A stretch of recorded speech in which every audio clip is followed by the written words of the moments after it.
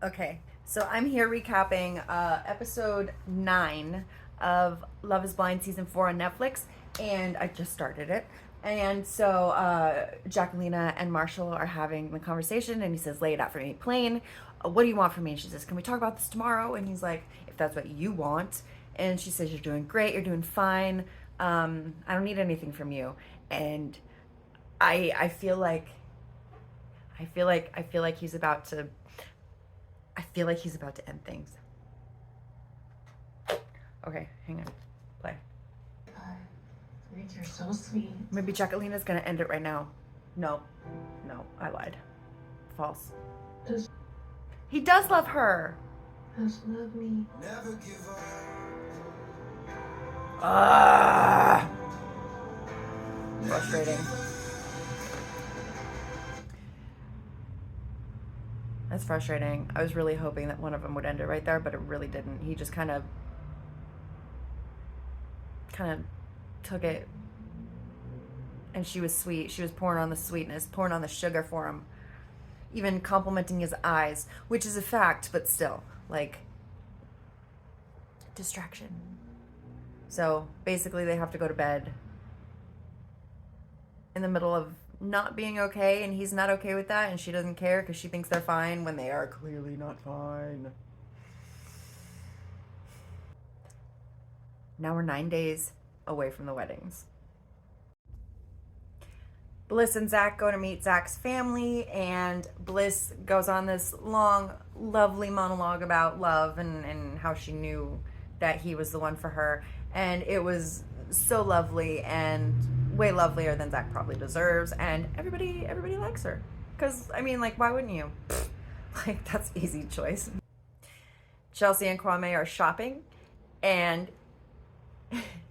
she's going through the clothes like, "Oh, I like this, and he's just drinking with mean mugging the whole time, like stank face. Like, he does not want to be there, and it is clear. How does Chelsea? How Chelsea's got to be willingly ignoring this stuff, right? Like, how is she not caught on to the fact that he is so unhappy with like everything? Like,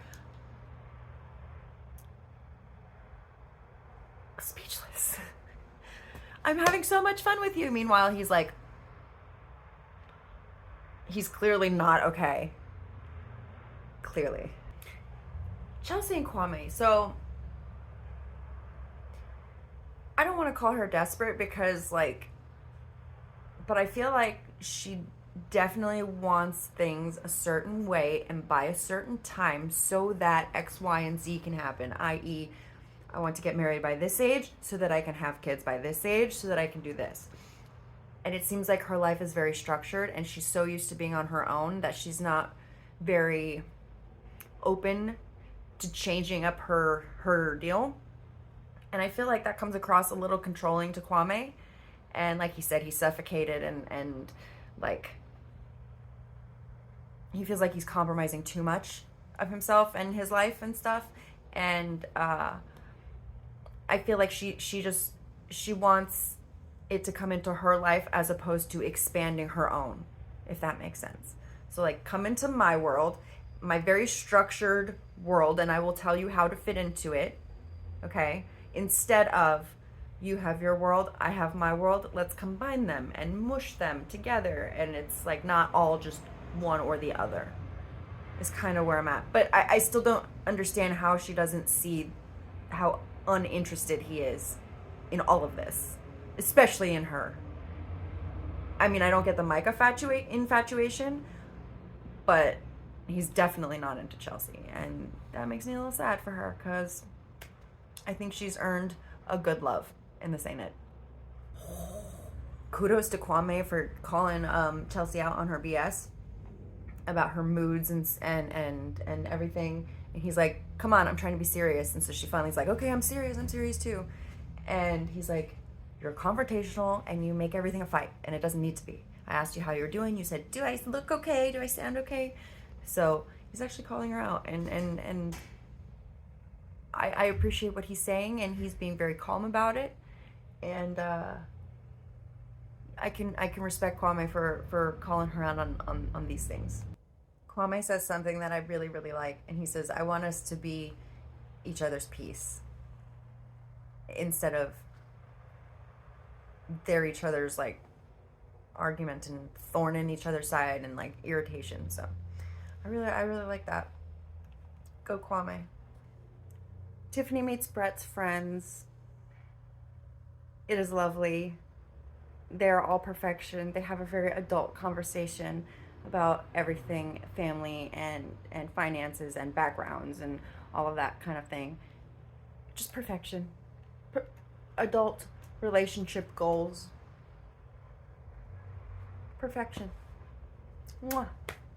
Paul and Micah are having a lunch date, and they're talking about where they're going to live and how much stuff they have. Well, specifically Micah, how much stuff she has. And the tone has very much changed from Paul on the whole moving to Scottsdale long distance thing. Neither one of them want to be long distance, and Micah apparently needs to have her place in Scottsdale, and so Paul said if his job goes fully remote, he's willing to give it a try. And he's going into it with an open mind, which is very cool and a nice change from last time when he was like, no, done. And he jokes that they need to get a 3-bedroom just to have one room dedicated to all her clothes. And I'm thinking, yes, now we're talking. I need one of those. I just want like a costume room or something, like with like wigs and costumes and all that kind of stuff.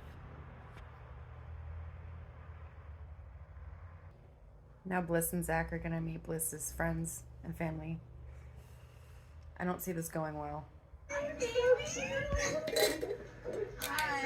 Hi. It's nice to meet you. They know what he done did. Annalie.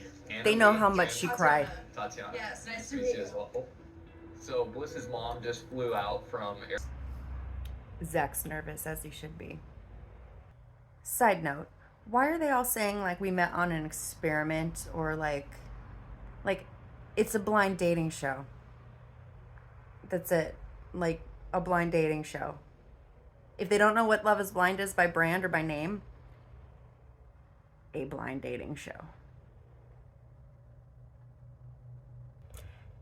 Yes to Bliss making Zach explain the story.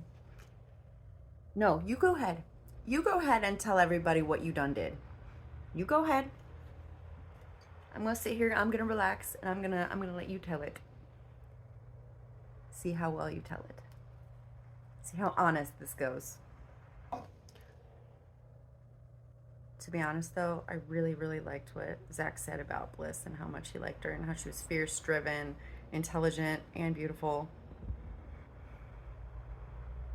Who doesn't want to hear that about themselves? Zach says he hasn't said he loved a woman since he was 21. I'm pretty sure he told Irina he loved her. Pretty sure. I mean, those moments were so cringe anyway that I tried to block them out as much as possible lest I have nightmares, but I'm pretty sure he said he loved her when he proposed, and in the song, that god-awful song.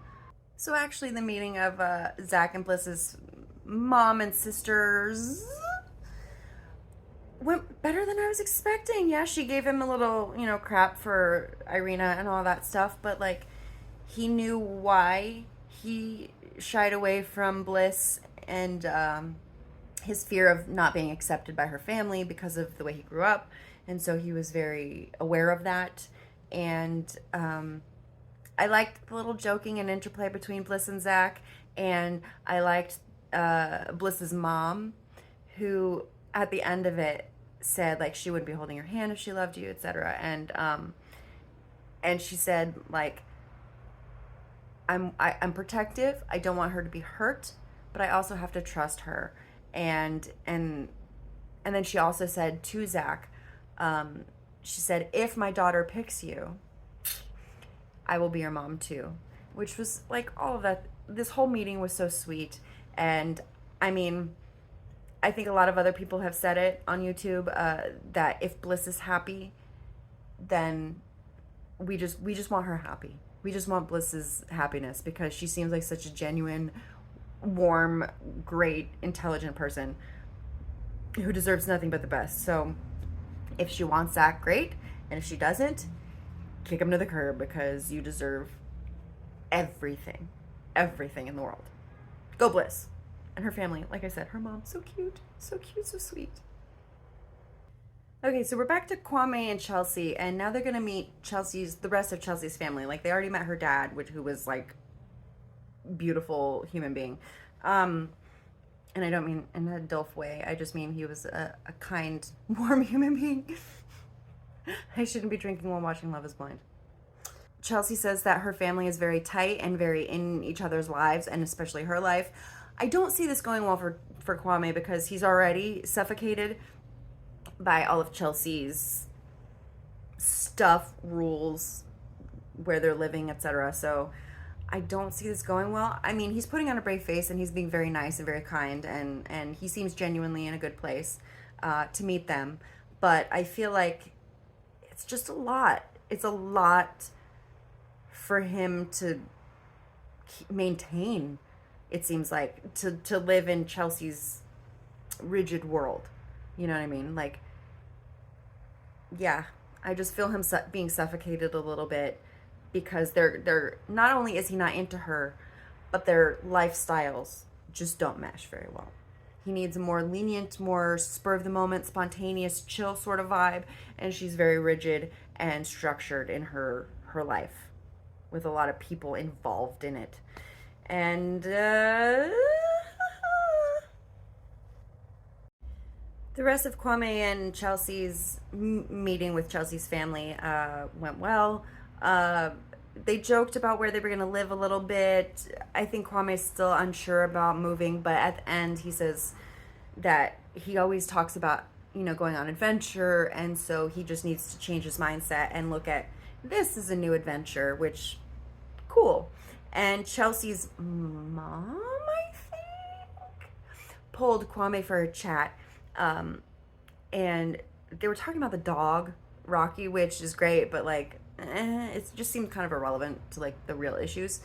And she basically asked Kwame if he was ready to have family dinners every Sunday, and just like, is he ready for the amount that they're gonna be in his life, kind of a thing. And he says, yeah. And he's never had families that had like family dinners that sit around the table together.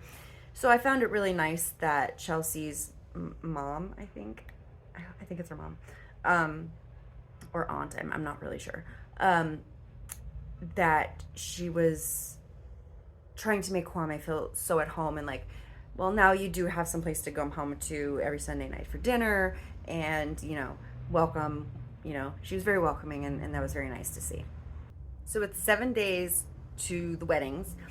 They're going dress shopping, and as I suspected, all the girls are at the bridal dress shop except for Jacquelina, and all the guys are getting fitted for tuxes or suits, whatever. And we shall see.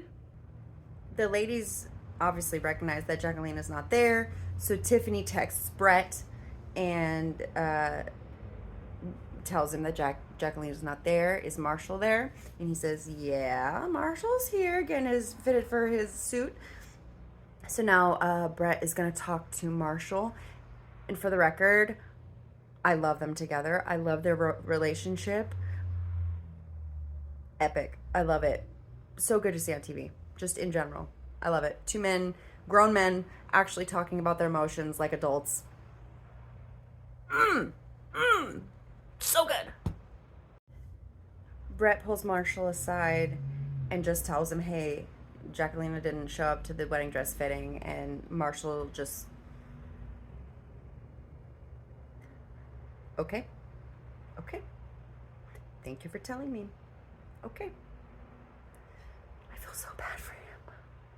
Like, yeah, I know he screwed up when he called her a project. Like, I get it. I know it was heated. People say stuff, but like, this is so not good. And I feel really bad for him, because he was right in the middle of saying how much she like makes him feel good about himself, and then to get this news right after that, or in the middle of that, sucks. Run, Marshall. Ha! Jacquelina's at a coffee shop waiting for freaking Josh to show up with flowers. Josh? Josh? No. No. No. Marshall, there will be so many better people for you. There will be so many better people for you. Let her go. Let her go. You don't need the stress. You are putting everything into her, and is clearly not getting anything in return. So, pull that plug. Walk away. Walk away while you still can. Josh?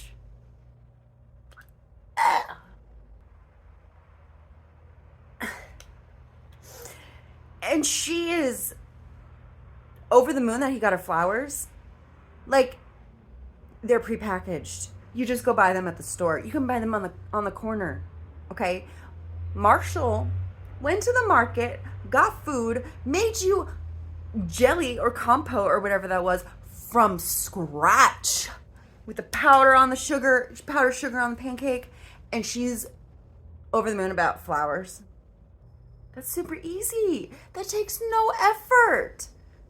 Side note, I'm not a flowers girl because they die and I can't take care of them for anything, so. But, so Josh apologizes. Not for being drunk, not for being an asshole, not for being a douche. Not for that. No, he just says, I should have said it in a better way. You think? I should have said it in a better way. I do love you. I want to be with you. Too little, too late, sir. Sir. Get the fuck out. Get the fuck out! No. Josh? Ew. So that is my review for episode 9 of Love is Blind season 4 on Netflix. I'm gonna get right into episode 10, so I'm gonna go watch it, and I'll see you back here soon. Bye. Thank you for watching. Please like, subscribe, and tap that notification bell. And I'll see you next time for episode 10 of Love is Blind season 4.